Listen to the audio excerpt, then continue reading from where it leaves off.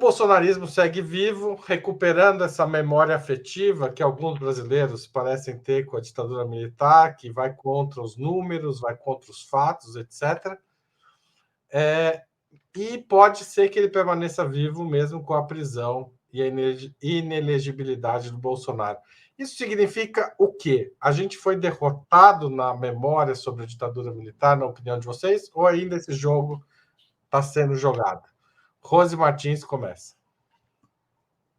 Não, eu não acho que fomos derrotados. E um dos sintomas de que não fomos derrotados foi a própria vitória do presidente Lula e o rechaço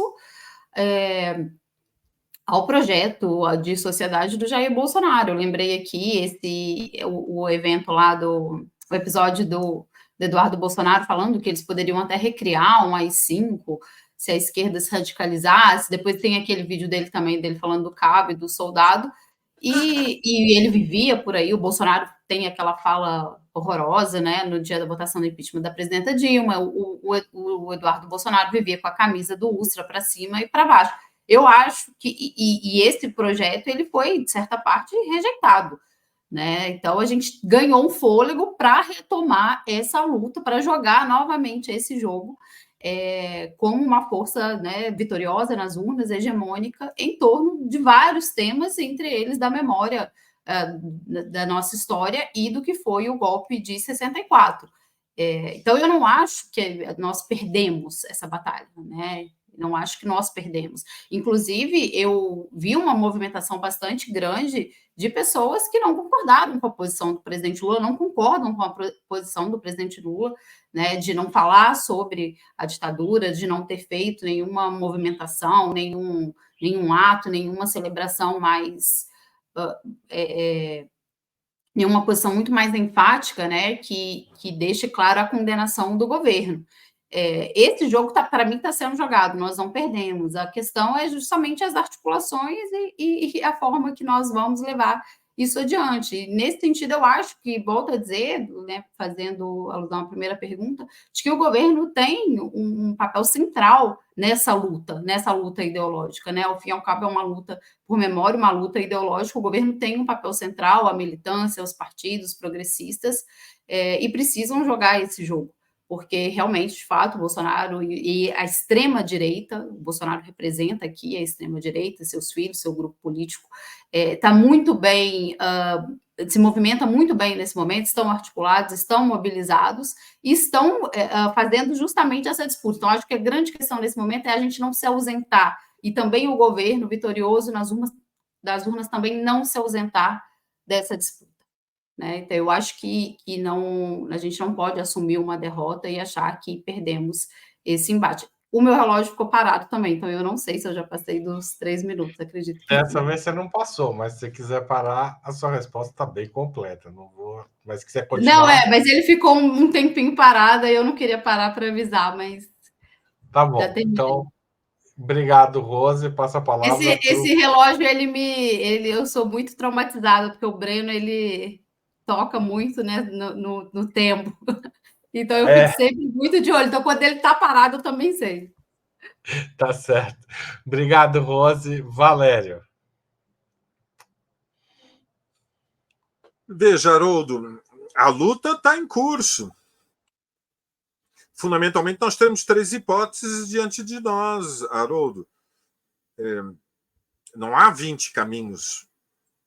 Muitas vezes a gente brinca que no Brasil tudo pode acontecer, mas, na verdade, a história sempre nos coloca diante de algumas opções que são estreitas. Há condicionantes que são muito poderosas. Como diz a cultura popular portuguesa, o que tem de ser tem muita força.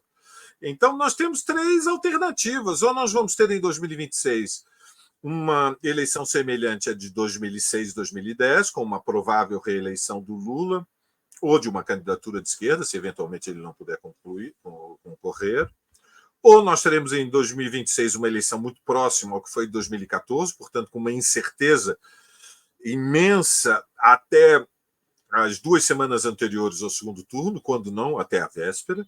Ou nós teremos uma eleição em 2026, se ocorrer uma deterioração muito grande da situação econômica e social, na qual a extrema-direita, com Bolsonaro ou alguma candidatura que o substitua, será favorita. Estes são os 3 desenlaces diante da sociedade brasileira.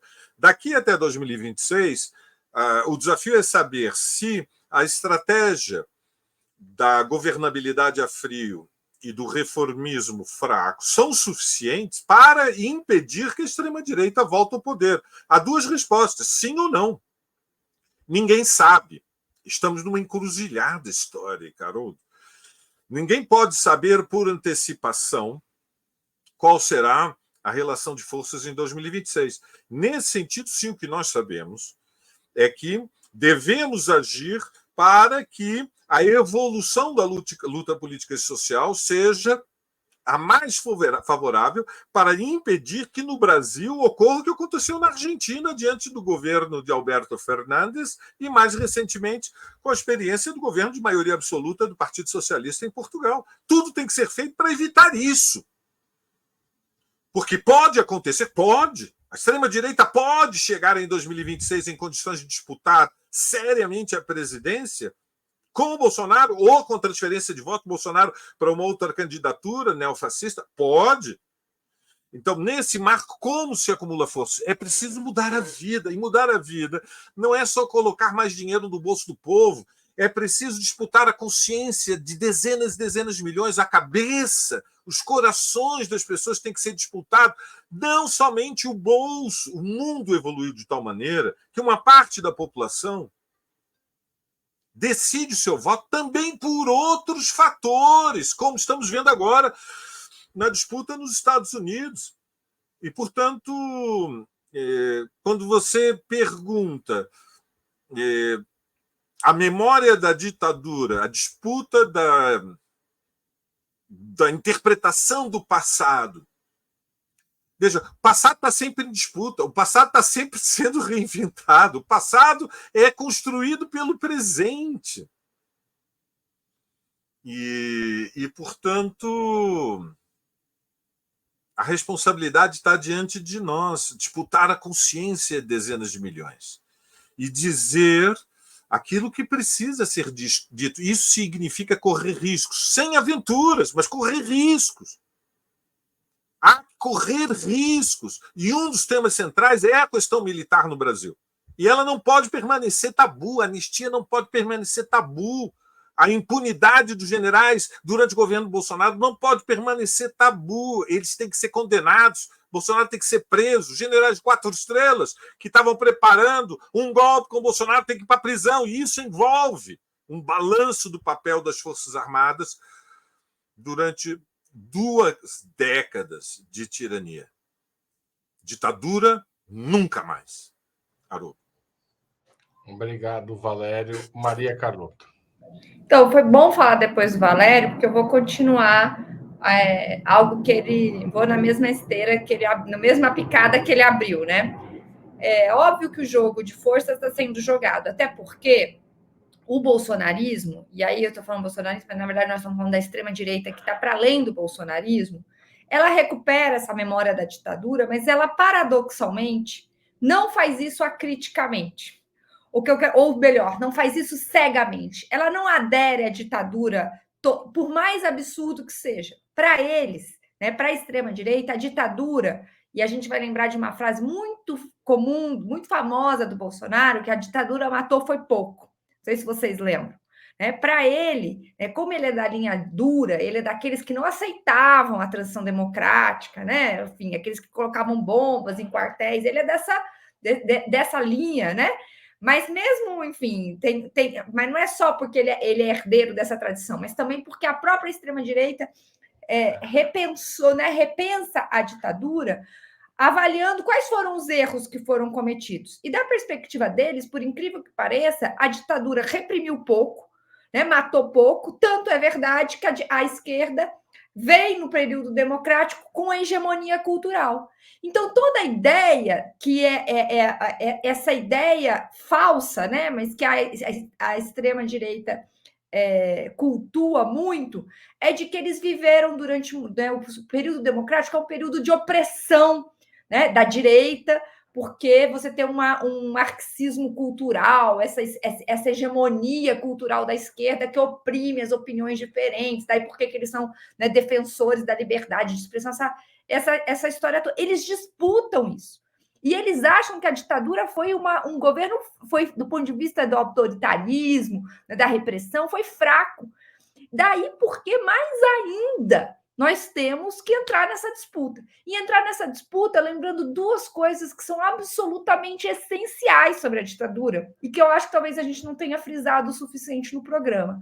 A primeira é que ela é um projeto, Valério falou isso, acho que Rose também, um projeto de submissão internacional. Né? O projeto da ditadura era um projeto de dependência. O Brasil que eles defendem é o Brasil dependente, é o Brasil passivo, é o Brasil que não tem... É o oposto de uma política externa altiva e ativa, né? Ou seja, é um Brasil totalmente dependente com laços profundos com os Estados Unidos, que o papel no golpe de 64, aliás, em todos os golpes latino-americanos, é muito decisivo. Não é marginal, né? É central. Então, acho que esse é um ponto muito importante e que une a ditadura ao governo Temer e Bolsonaro também, né? Porque eram governos de submissão total. Acho que esse é um ponto. O outro que eu acho que é importante é que esta submissão se casa com um projeto de profunda desigualdade. O governo militar, né, a ditadura militar é um governo de ampliação das desigualdades, exatamente como nos governos Temer e Bolsonaro. Então, nós, enquanto forças democráticas e soberanas, precisamos recontar essa história também. Ditadura nunca mais.